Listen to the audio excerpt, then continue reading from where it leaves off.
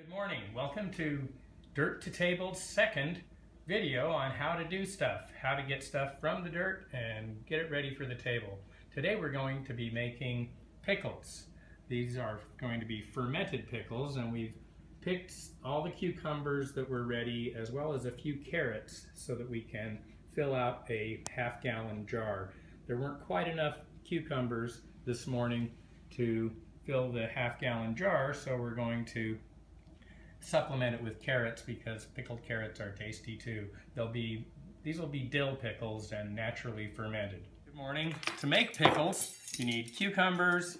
We like dill pickles, so you need dill. So we need a jar. You need a lot of stuff.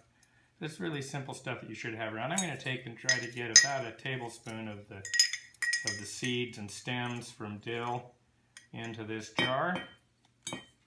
Well, that's about a tablespoon.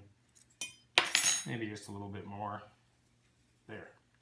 So now we have some dill in there. The next thing we'll put in are some mustard seeds. Now, it's optional. Whatever you like for your pickles, you can do. I don't like a lot of mustard seed, so I'm going to use this little 1/8 teaspoon and just put that much in this big jar. The next thing you do is you have to get your pickles materials ready with a knife. I'll be right back. And so the garlic, that's an important thing. I just cut the ends off, and if they're small, I cut any bad spots off. I drop them right in. If they're big cloves like this, after I cut the end off, I'll split them in half. And put maybe half of these in to start with.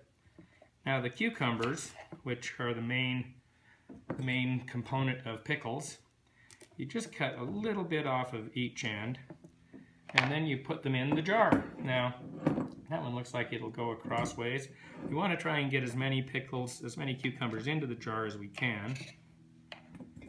And because we have a big cucumber here, we're going to cut the ends off, and we're also going to split it.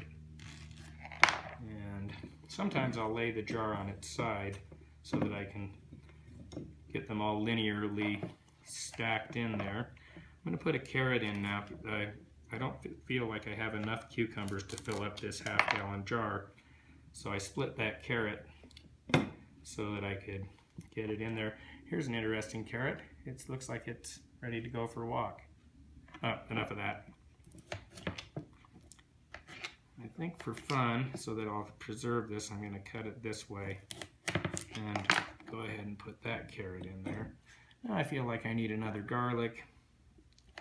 It's really just kind of there's no set recipe for making pickles. The important thing about pickles is that you do the naturally fermented kind. If you do the kind where you just add vinegar, then you lose the benefit of the probiotic component of pickles, which is one of the best things about eating pickles, is they keep you healthy because of, if they're the kind of pickles that are fermented, because of the probiotic action of the naturally fermented pickles. There's a lactic acid bacteria that makes the pickles sour, and that also keeps your digestion running smooth. This cucumber is a Parisian pickling cucumber. It has a lot smaller and more numerous bumps than the bushy cucumber, type similar to the Wisconsin pickling. There's 3 kinds of cucumbers here on the table that we got out of the garden because we thought variety is more interesting. So now I'm getting close. It looks like I'll be able to fit all of these cucumbers in here. One of the things that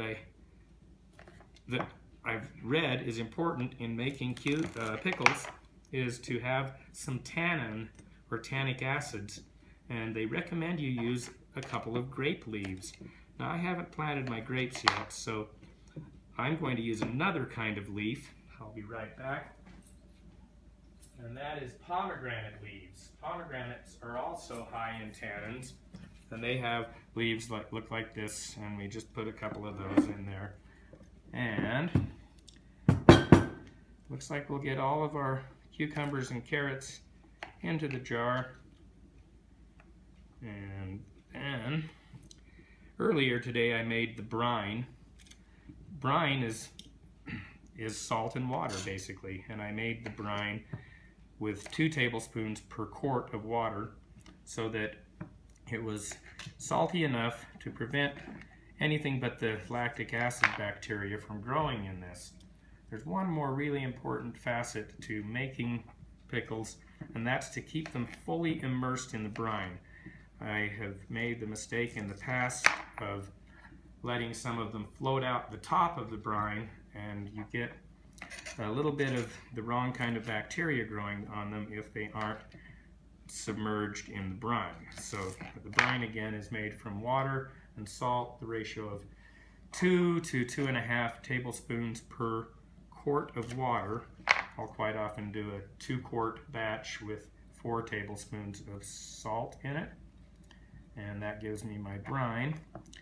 Now I'm going to go ahead and I'm getting pretty close to full here. Put a few more garlics at the top. Since we like garlicky pickles, you might not want them as garlicky at your house as we make them here.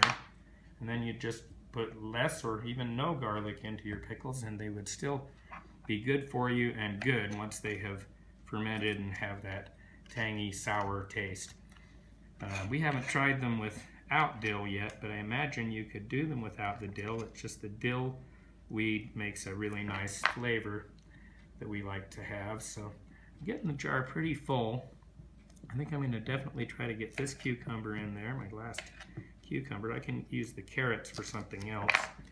I mainly brought them in so I would have enough to fill up. You can go ahead and try and pack things down in, because they will shrink. The salt will pull the water out of them and they will shrink somewhat. So let's see if I can get a couple of carrots in there.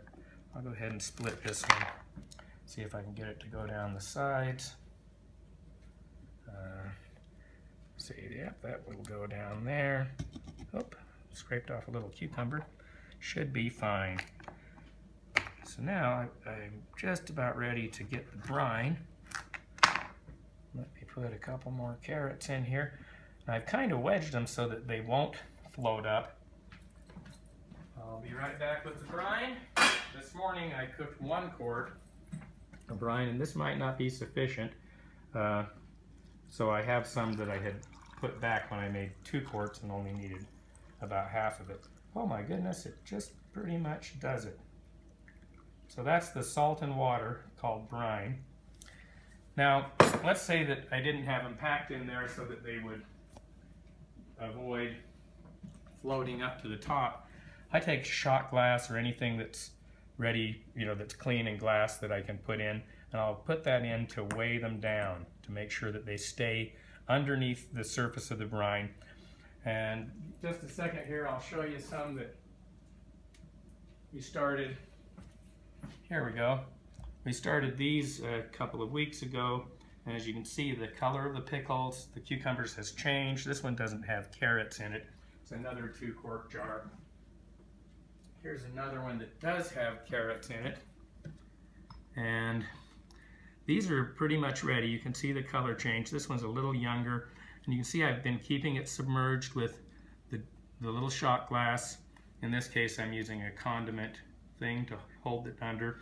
When I'm all through and I feel they've fermented enough, I will clean up the top of the jar and cover it with a regular lid and put it in my cold room, and they should last for 6 months or more without any refrigeration. That's another nice thing about naturally fermented pickles, is that the acidity produced by the bacteria that make them sour also protect them from spoilage. That's it.